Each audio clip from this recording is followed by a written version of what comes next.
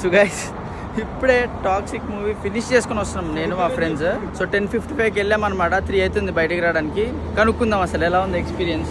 రిషి, నేను బతికున్న శవాన్ని బ్రో, నాతో మాట్లాడించుకోండి ఎక్కువ. చరణ్, అమ్మా ఫస్ట్ హాఫ్ చూసినప్పుడు బాగానే బతికిపోయాం అనుకున్నాను. సెకండ్ హాఫ్ అది ఇచ్చిన అనుభూతి మాత్రం. Ram, first half second half అంటే టాక్సిక్ అనే పేరు చెప్పినప్పుడే మాకు అర్థం కావాలి. రివ్యూస్ చెప్పారు అయినా లేదు వెళ్దాం వెళ్ళి చూద్దాం అనుకున్నాం కానీ సినిమా పోయిందని పొద్దునే తెలుసు.